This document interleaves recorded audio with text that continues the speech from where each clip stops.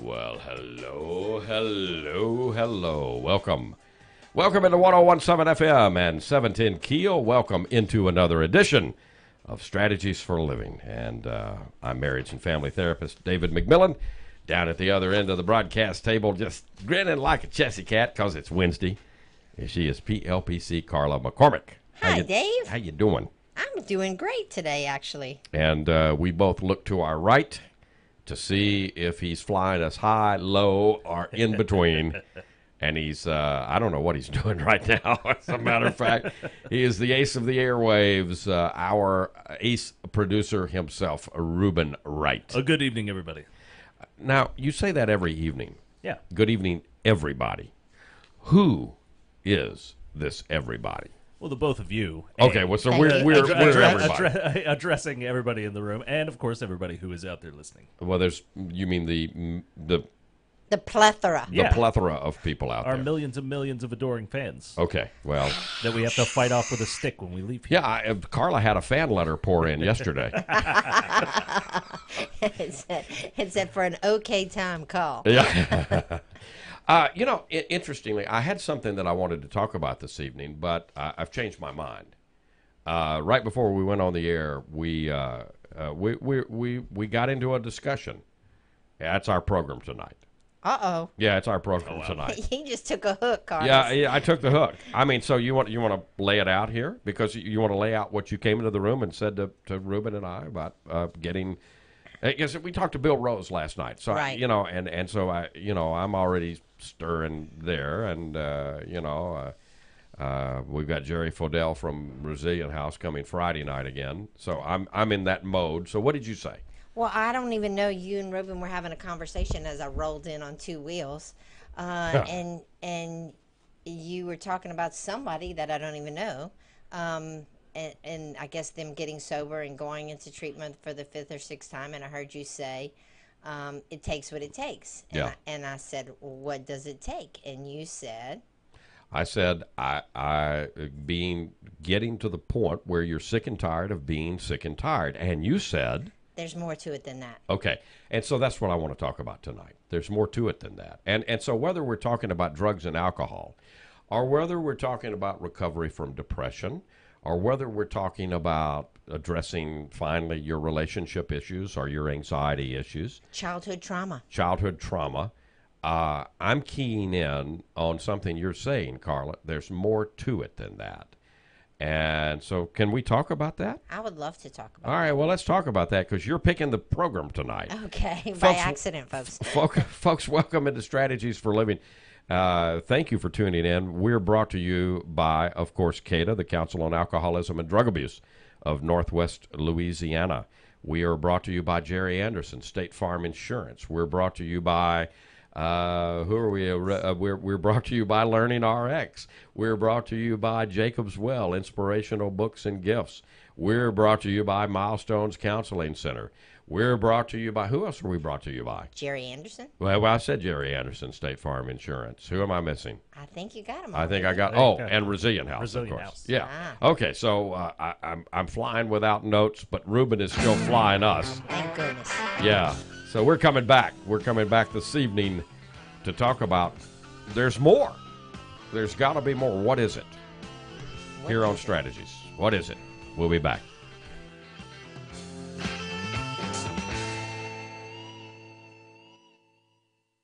If we're talking addiction prevention, education, and treatment in Shreveport-Bossier for 60 years, we're talking about CADA. Let's talk about addiction. Let's talk about treatment. Let's talk about getting your life back. The Council on Alcoholism and Drug Abuse, CADA, has been helping individuals and families in Shreveport and Bossier City for 60 years now. CADA provides intensive residential treatment as well as outpatient services too. CADA treats women with children, pregnant women, adolescents, veterans.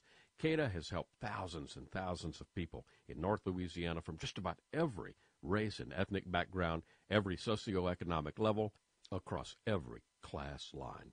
CADA has helped single mothers, attorneys, teachers, nurses, doctors, construction workers, musicians, you name it. Life is better on the other side of recovery. Call 222-8511 or www.cadanwla.org. Let's face it, you're never going to get as much sleep as you want. That's why you need to make every hour of sleep you do get really count. Hi, I'm Scott Tannen, founder of Boll & Branch, and I'm going to help you finally get what you really deserve, a great night's sleep with a set of Boll & Branch sheets. Our sheets are handcrafted from pure, fair trade, 100% organic cotton, the softest you'll ever feel, and they get softer over time. They're twice the quality at half the price. Join hundreds of thousands of Americans, including 3 U.S. presidents, who sleep better than ever on Boll & Branch sheets. And make sure to check out our award-winning blankets, towels, and pillows, too. We guarantee you'll sleep better than ever on Boll & Branch sheets. So we let you try them in your home, risk-free for a month. Plus, if you order today, we'll give you $50 off your first set of sheets with promo code SLEEP. That's $50 off at bollandbranch.com with promo code SLEEP. Spelled B-O-L-L and branch.com. Promo code SLEEP.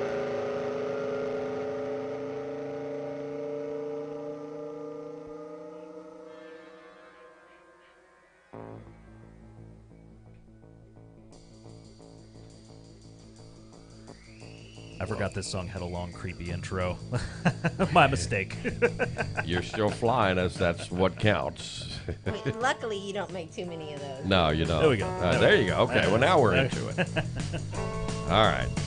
Welcome back. Welcome back into 101.7 FM and 710 KEEL. Welcome back into Strategies for Living. POPC Carla McCormick and marriage and family therapist David McMillan. So, sick and tired of being sick and tired. So, the direct question of what does it take? I gave you the pat answer. Sick and tired of being sick and tired. And you say, gotta be more. Gotta be more. What could it be?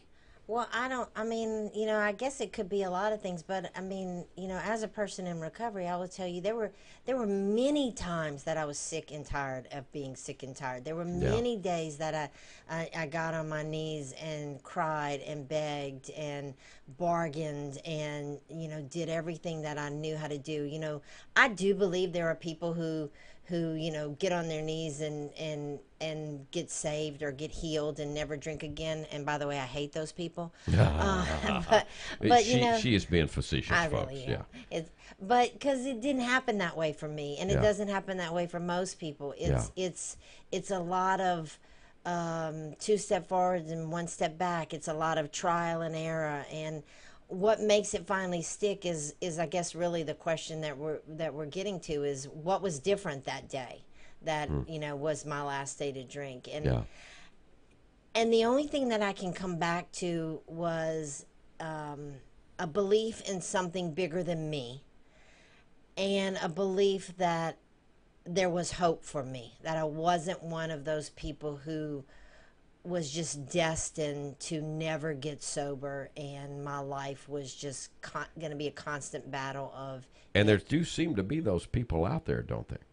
I mean, there's people who have been to treatment mega times. Well, the Big Book does say that, and they talk about it, and I forgot the exact verbiage about people who, will never get sobriety. And, and they used to put those people in sanitariums back in the day. They were considered crazy. They just kind of got written off. I don't know that I believe that anymore, David. I don't know that I believe that there are people who, are beyond hope. Yeah, I mean, they might have used so much or drank so much that that their brain function, they've lost some cognitive ability. Right. You see that. Right. But as far as for the people being just unable to ever, beat addiction, I don't know that I believe that. And yet, but that begs the question, all right, if there are those people out there, but that everybody's savable, but it's got to click. Okay, so what is that? I mean, how does that come to be? I mean, granted, some people can just make a decision. Some people can just start going to AA, let's say. Some people can just. I had a client within the last couple of weeks that came to the revelation that he was an alcoholic, and he stopped drinking, And I suggested to him, and he was a little bit surprised by this, but I said, you really still need to do something. Either you go to Celebrate Recovery or go to AA or go to treatment. And he said, why? I'm not drinking. And I said, well, no, there's a lot of people that don't drink, but they're still, I said, have you ever heard the term dry drunk? Right. And he said, no, I haven't heard that term. And so I said, well, a dry drunk is someone who is exhibiting all of the addictive, behaviors and thought patterns. They're just not drinking or using. And those folks are out there, aren't they? Oh, and they're out there, and it has nothing to do with length of sobriety either. Right. You can be sober for a long time and still be what we might call a dry drunk. Basically, what David's talking about is getting sober is one part of it. The other part of it is changing your life. So if I believe that which broadly we're going to call treatment. So treatment might be going into a place like Resilient House or a CADA facility or Palmetto or New Day or even outpatient, Active like Recovery. Active Recovery where I work. Yeah. Or it could just be going to AA. I mean, right. You find in your own.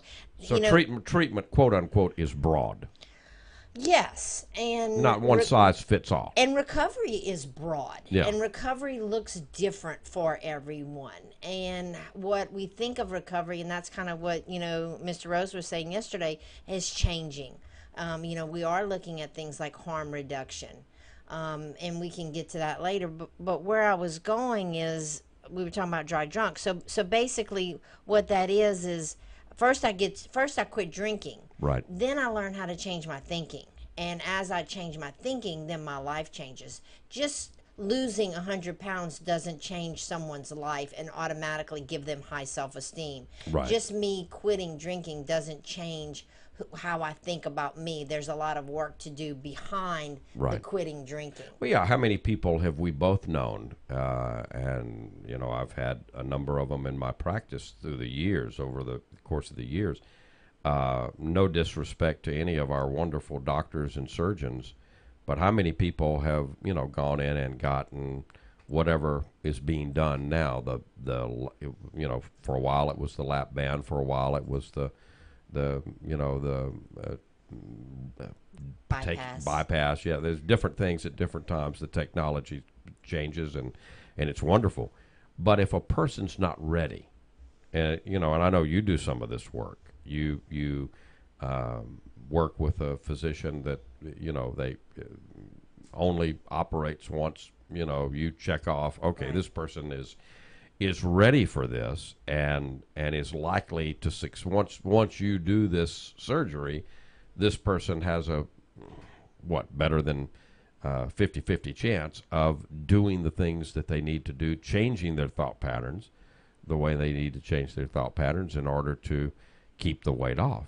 But that's tough. Well, yeah, but you have to realize, and one of the things you have to realize, that a new nose or new boobs or losing 100 pounds is not going to change the way you think about yourself. Right. That comes from inside of me. Right. Changing the boobs, changing the nose, getting the tummy, reduced. That's the outside change. That's the outer change. Or for that matter, stopping an alcohol addiction or a drug addiction. Well, because then that's, for me, and what I tell my clients, that's where the work begins. Most anybody can white knuckle it on anything for 30 days. Yeah, for some period of time. Yeah. Maybe even longer. But then there's the work to be done, and that's where the healing happens. That's where the growth happens. And for you, that's where you have to get, in my opinion, to have long-term sobriety, because I've got to get to the point where I realize that it's not just the drinking, it's what brought me to the drinking. What about me am I trying to change that I don't like about myself that alcohol helps me cover up, cope with, deal with? Yeah. And that's what happens. That's how people get long-term sobriety, is learning to, because if you believe addiction is, I don't like the way I feel, so I'm going to use something to help me change the way I feel, whether that's alcohol or gambling or pornography or sugar. Or a relationship with someone, codependence. Yes. Then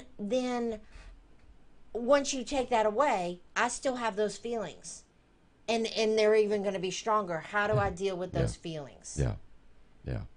And I think that's the heart. That's the meat. That's where the work happens, and that's what can happen when you go into treatment and you go into facility. So yes, anybody can stop drinking, but who's going to help you do the work?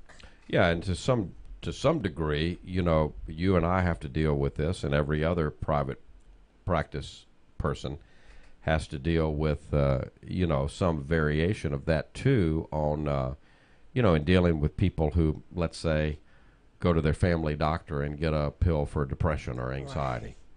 Right. And I mean, the docs aren't, they're well-meaning, and they don't do, they just want to make people better.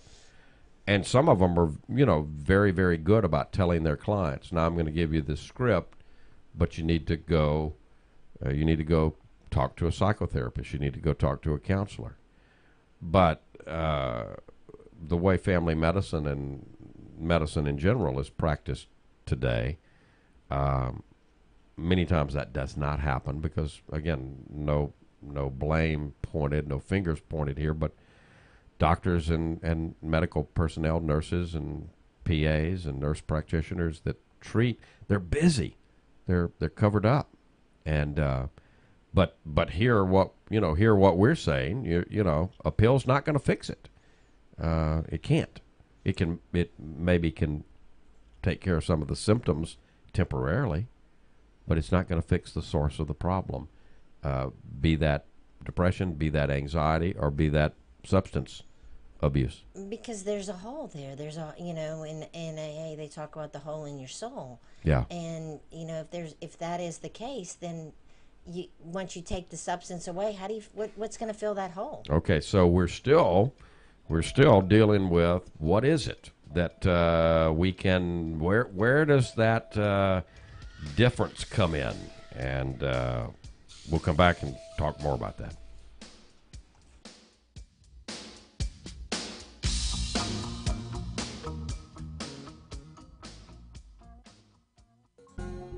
If you or someone you love is struggling to pay attention,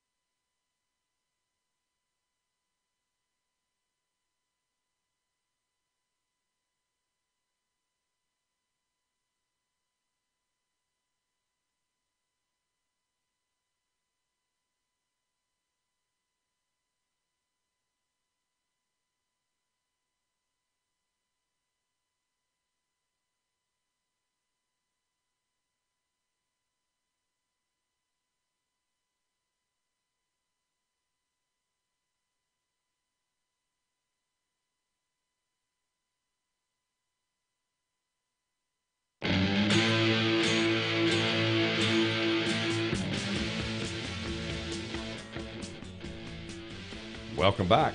Welcome back into Strategies for Living. Marriage and family therapist David McMillan, PLPC Carla McCormick. Okay, so let me throw this into the mix. So we're considering today here on Strategies, what does it take? You know,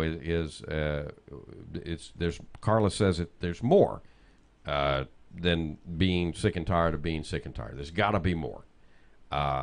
She can't figure out what that is. But she says that when she does figure it out, we're all going to be millionaires, right? Yes. Because we'll write a book about it, we'll do programs about it, and we'll be cajillionaires, right? Cajillionaires. I like that. I like that. Okay, that's bigger than. See, a cajillionaire is bigger than a billionaire. Bigger than Trump plus plus Bill. Plus Jeff. I mean, we're taking them all. We're gazillionaires. Okay. Right? Okay, so let me throw this into the mix. P minus E equals S. What's P? Well, P is problem. E is ego. So problem minus ego equals S, solution. This is actually from the same place that we did the program on Monday, the Mind Map Inspiration. But just real quickly, this is an article from Mind Map Inspiration, and it says, I'm inspired by companies and individuals who display a 100% solution-oriented approach, committed to not only finding answers, they also implement them. Problems can be challenges to overcome, or they can stop you in your tracks. Some problems are so long-standing that they can be seen as irreversible, are too large to contend with. I find it embarrassing that people are still starving and living in poverty on this planet. Embarrassing because it simply does not need to be the case. I have a long-term vision, a dream. I wish to see world peace on this planet so that problems worldwide can be addressed. Will it happen in my lifetime? I don't know. I would love to see it. Can it happen? In my opinion, 100% yes. I believe many problems are problems simply because of a lack of focus.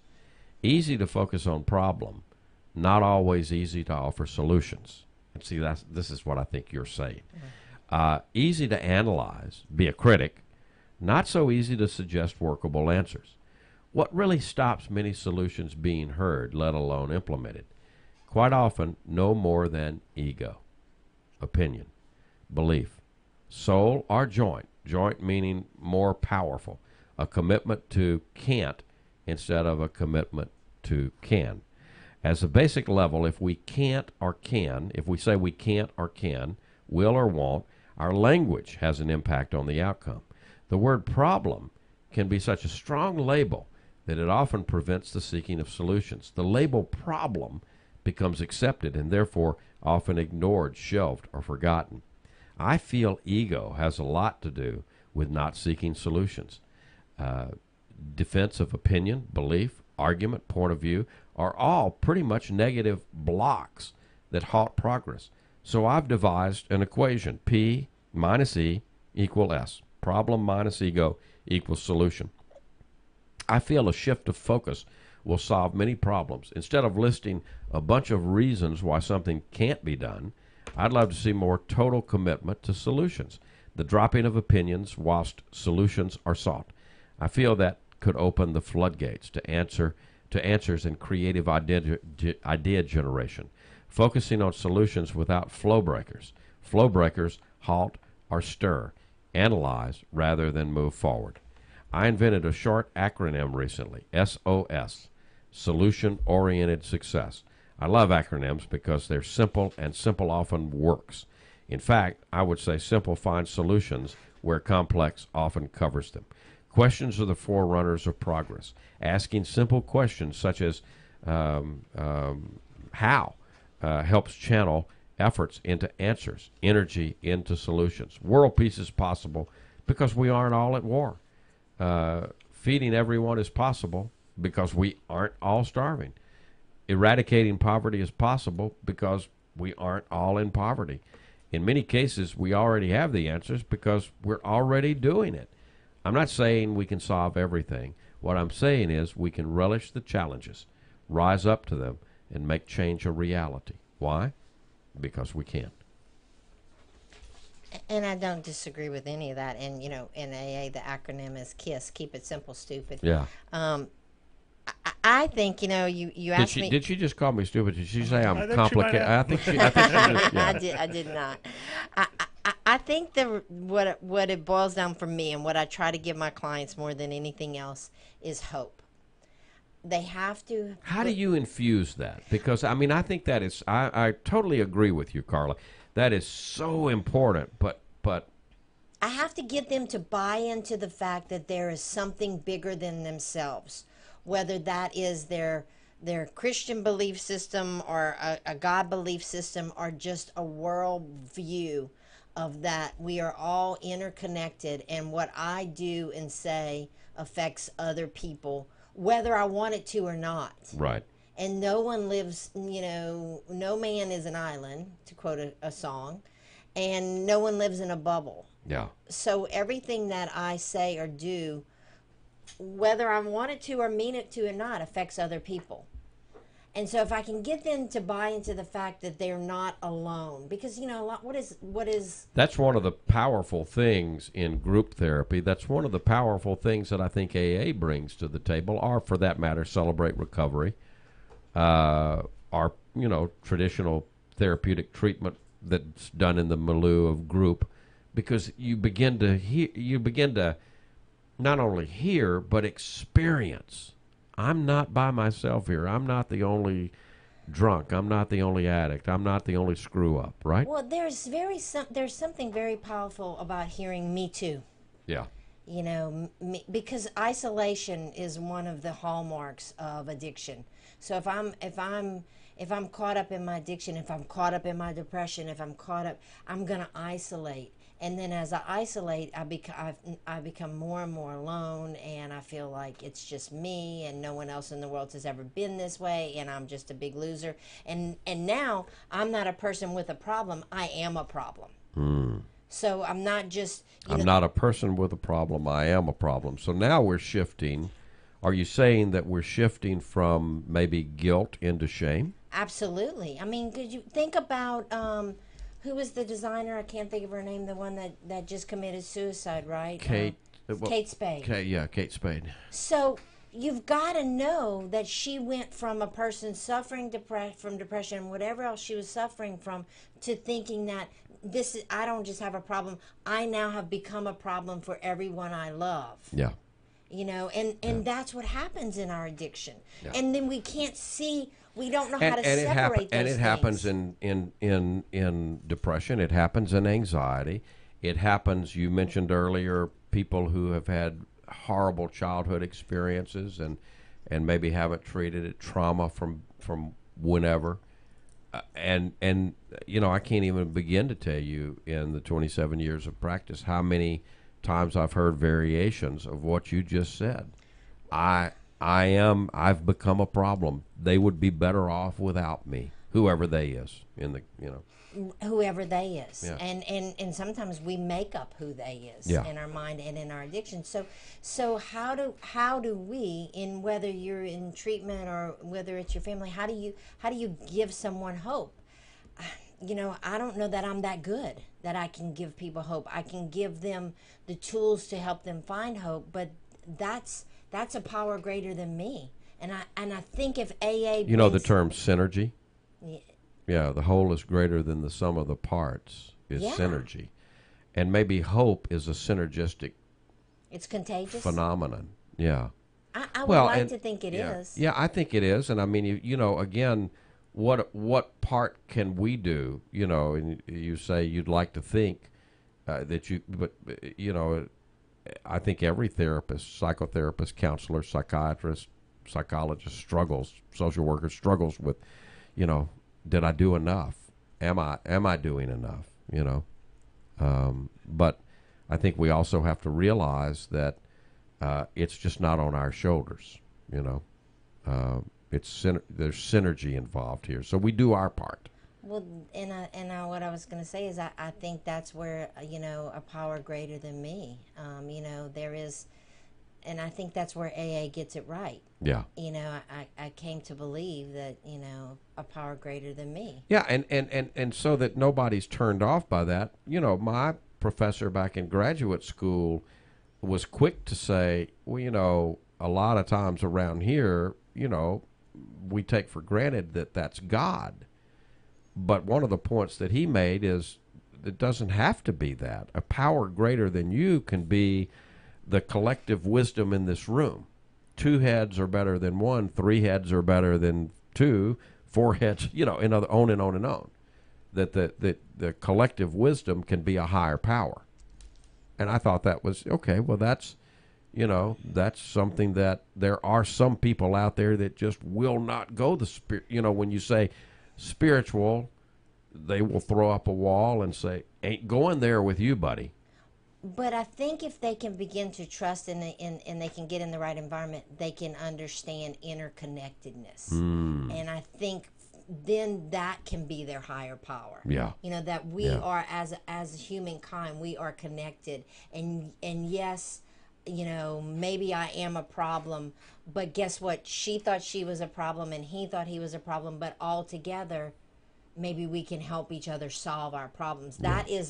That's the beautiful thing about group therapy, and that's why treatment centers do group therapy. That's why in addiction we do group therapy, because it works. And because the power of the power of the power of Me Too group. Yeah. The power of Me Too. Yeah. And I know that we have that whole big Me Too movement, and I'm not really playing off of that, but that's what that was about also. There's healing. They tapped into the power there and the courage there. Again, the part of that was, okay, well, you can come forward. Me too.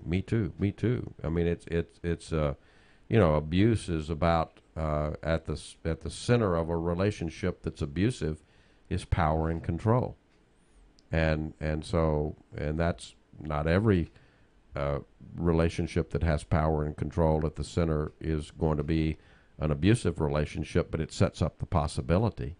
I mean, so I think in the Me Too movements, the recent Me Too movement's case, there's a shift into, well, wait a minute, there's equality at the center here. You have as much right as this guy or that guy.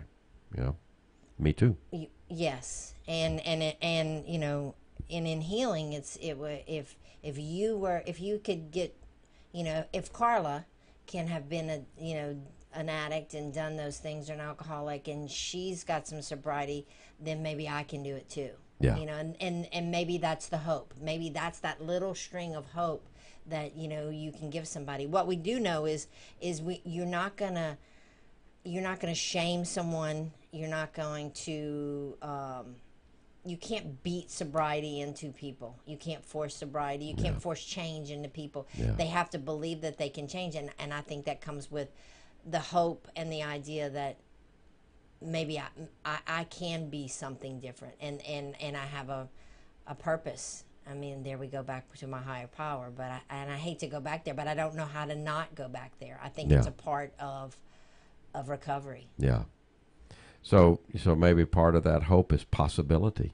Oh, I like that word. Yeah, possibility. That's a good word. Yeah, I like that word too. Possibility and opportunity. Hope and possibility. Yeah. I like those words. And even expectation. I've got an expectation that it can be better. Well, Jerry picked the word resilient for his recovery center. And if you think about that, that's the ability to bounce back, the ability to come back. Yeah. And that requires hope. Absolutely. We're talking all kinds of things this evening. You're pretty doggone smart, that? Oh, yeah. Yeah. We'll be back.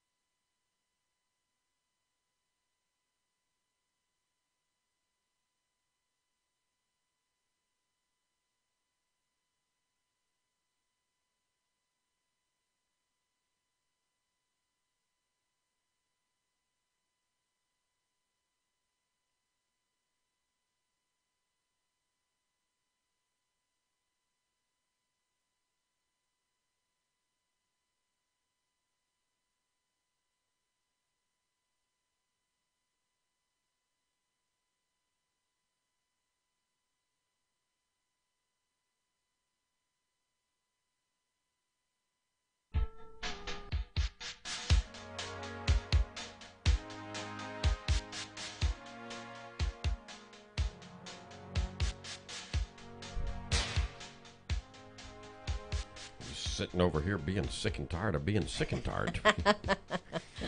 Welcome back. Welcome back into Strategies for Living, Marriage, and Family Therapist David McMillan being taken to task and treated this evening by PLPC Carla McCormick. You getting me straight? Well, I'm just telling you that there's. I was sick and tired of being sick and tired for a long time before I wasn't. Yeah. Welcome back into Strategies, folks. Strategies for Living. You know, it's interesting how many people do get that go into recovery. I don't know what the percentage is, but you know, did that draw you then into walking down this walk and you know, becoming a counselor? Because it's amazing to me how many people that go into recovery then pay it forward. You know. Yeah, as it actually did. I mean, you know, when because I actually went to inpatient treatment, and when I kind of, you know, got to see what those counselors did, I thought I want to do this one day, and it kind of planted a seed. We all can't do like Jerry and get out of treatment and do a treatment center. I think which is great. It's wonderful that he's doing that. Yeah, what a blessing. I'm not picking on him. But, no, what a blessing. Yeah. Yeah, and so it planted a seed, and you know that seed grew and grew, and then I got away from counseling for a while, and I thought I am not doing addiction work, and then here I go. I just kind of get sucked back to it. I think it goes back for me to wanting to let people know that there is hope, you know, and I think when you've been there, I mean, I don't think you have to be a good, you have to be in recovery to be a good addiction counselor, but I think. You don't think it's it's not a requirement, but I know it's not a requirement, but my question is, you don't think that it's, I mean, I do some addictions work, but I haven't, you know, gone down that road, and sometimes I sit there and I question, do I really know what the heck I'm talking about? You know, and does my client, am I credible with my client? Do they ever say, you know, you don't know what the hell you're talking about because you hadn't walked the walk? Well, I think probably some things you don't know. Yeah. I mean, but does that limit your ability to help them? I would say no. What it does do is it gives me instant credibility. So I don't have to build that credibility with a client the way you may have to when you're working with an addiction client. I have that instant credibility. So yeah, you've been there, been where you are, buddy. You know, I can talk to you. Yeah, or you know, stop playing games and get out of denial because I know what you're really doing. I mean, you know, so you can call it, you know, a spade, so to speak. But you know, as far as for the work after that, I think probably it's the same. I hope when people are dealing with addiction that if they've had some failures and they've tried and failed that they don't stop trying. You know, Ruben was talking earlier about someone he knew who had been in treatment 6 or 7 times. Yeah. I know people who have been in treatment 6 or 7 times that got it. Finally. And so I never, ever tell anyone to give up on anyone because there is always a chance. It's interesting. The guy that brought me, he didn't buy me, the guy that I got my first big book from back in the 1970s. And I worked with him in the radio business. One of the greatest voices that's ever, you know, been around. $1 million voice. But, you know, came up in the 60s and the 70s and just had a hard time with alcohol and drugs. And, you know, if you were in the radio biz back in the 60s, you know, you get just about the record guys. There was no shortage. There was no shortage. The record guys would come around and what do you want? You know, you want blow, you want, you know, you want women, you want what do you want? I've heard it called drugola before. Drugola, yeah. Not payola, but drugola. Right. And anyway, my friend went into recovery, went to treatment many times. What finally got him, you know, he would remain. He'd work his program and he'd do good for a little while, and then he'd fall off again. I'm proud to say that he lived the last probably 25 years of his life clean and sober, and he got it. But what took him, in his case, what took him getting it was signing himself into a treatment center that was, I think, in Texas. In fact, I know it was in Texas. But he basically had to sign his life away. This was kind of a treatment center of last resorts, and they would only take you if you had multiple failed attempts at treatment. And the only way they would let you in is you had to sign a piece of paper saying you ain't getting out of here until we say you're ready to get out. So when you signed in, you might be going in for 30 days, you might be going in for 60 days, you might be going in for 6 months. They let you know when you were ready. But anyway, he I remember one day a 20-year-old kid running around this radio station around KEEL, and I heard so many people, from the third floor in management to the second floor, the disc jockeys and production people, keep talking about with such reverence the blue book, the big book, they'd call it different things. And one day I went up to my friend and I said, "What the heck are y'all talking about?" And he said, "Give me $5 and I'll bring you one." And it's still on my shelf, proudly, on my shelf in my office. That's pretty cool. My first big book. Anyway, he brought it to me the next day. I gave him $5 and he brought it to me the next day. A few days later, he stopped me in the hall and he said, did you read any of it? I said, "Yeah, I read a lot of it." He said, "What did you think?" I said, "Well," I said, "I think this is just a damn good way to live. I didn't see anything in there that didn't help me. I didn't read anything. I don't have any problem with drugs or alcohol, but this is good stuff." I wish I'd been smart enough because, I had this conversation with him like 1976. And after that, the 12 steps for everything came out, Right. But not back then. I wish I'd been smart enough to think ahead like that. See, there's a part of me that believes, and other people do too, this is not an original idea, that the whole 12 steps were divinely inspired. I believe that too somehow. I don't know that those guys were smart enough to know what they were doing. Yeah. I mean, I'm not discounting that their intelligence, but I mean, because the Well, work that Bill was talking. Was it Bill last night that was talking? No, not Bill, but last week, Ben Riggs last week was talking about how intractable, Dr. Bob, the proctologist, that they had to basically keep, they had to sober him up in order. He needed to do surgery, so get him sober to be able to do it. Yeah. And if you've never read the 12 steps, I encourage you to go and read them. I think we did them one time on the show, but you will be surprised. It is basically, it's not a doctrine. It's a way to live. It's a way of life. It is a step-by-step way to live. And starts with basically an admission that I'm powerless over fill in the blank. I mean, it is originally written for alcohol, right? Yeah. I'm powerless over alcohol, but you can drop anything you want to into there. I'm powerless over dealing in relationships in my life. I'm powerless over drugs. I'm powerless over eating, my eating disorder or Southern Made Donuts, whatever it is. Well, please not Southern Made Donuts. Well, ending with,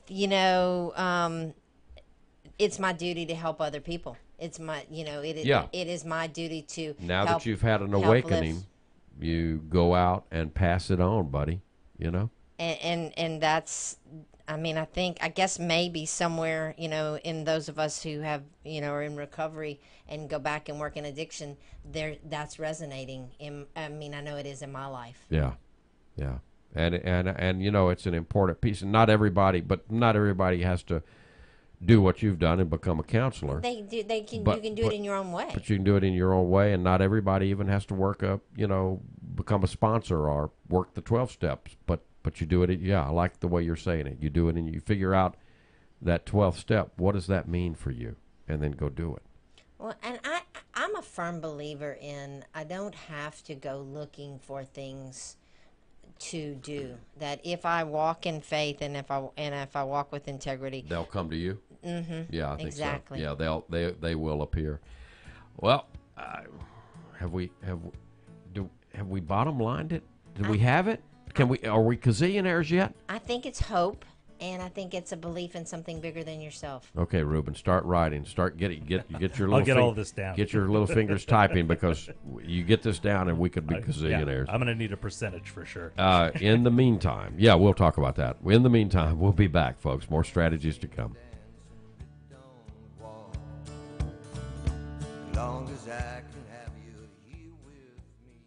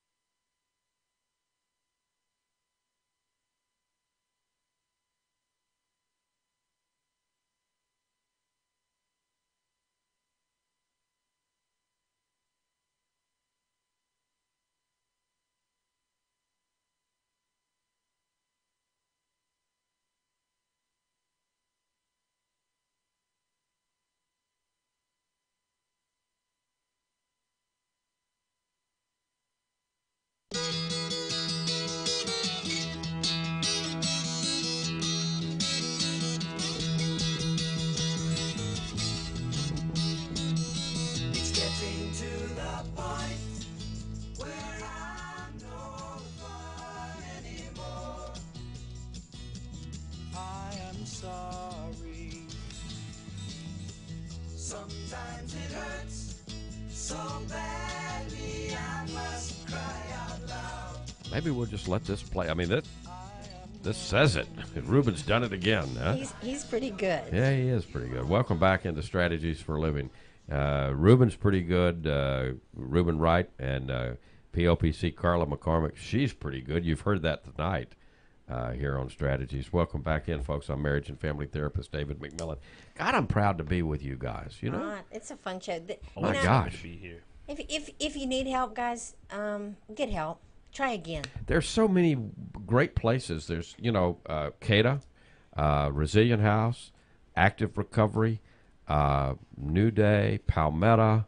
Gosh, and I don't mean to leave anybody out because there are wonderful. I mean, we say this all the time. There are wonderful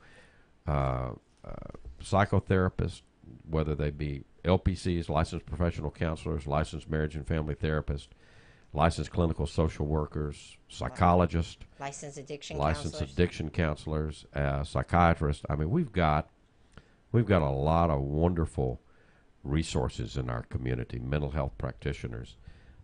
We don't have enough of them. We need to get more of them on. I mean, we've had Webb and Bruce, Right. Webb Sintel, Bruce McCormick. We've had Gary Tiemann. We got a good start, but we got to get more of our colleagues to come in and tell us what they do and how they do it and what their specialty areas are, because we really are blessed here. We really are, and I think it has to do with all of the colleges and all of the schooling around, so people stay. But if you're suffering from anything and you've tried and failed, try again. Reach out. Yeah. Go to a meeting if nothing else. I've been to a number. I've been to a number of meetings, and I've said this before, but I think it's worth saying again. I don't know how many meetings I've been to. I've lost count, 7 or 8. I generally will, offer to go with somebody that needs to go to a meeting. I've never gone to a meeting, never gone to an AA meeting that I haven't walked out of and said, I'm glad I was there and heard that. Because there's never been one that I didn't take something from. You plant a seed or pull a weed. Yeah, from the very first one that I was assigned to go to in graduate school. Yeah, they made you They go, made right? me go to an AA meeting. That was the first AA meeting, and I was timid, but once you get the first one under your belt, it's okay. And It's you don't okay. have to talk if you don't want to. It's No, nobody perfectly makes you okay to talk. sit in the back of the room Yeah. and just listen. Absolutely. Folks, thank you for tuning in this evening. We've been brought to you by CADA, by Jerry Anderson State Farm Insurance, by Learning RX, by Highland Place Rehab and Nursing Center, and by Resilient House. If today were the last day of your life, you only had one more phone call that you could make, who is it that you would call? What is it that you would say? And why are you waiting? Make the call. For POPC Carla McCormick and for Reuben Wright, I'm marriage and family therapist David McMillan, and we'll see you next time here on Strategies for Living.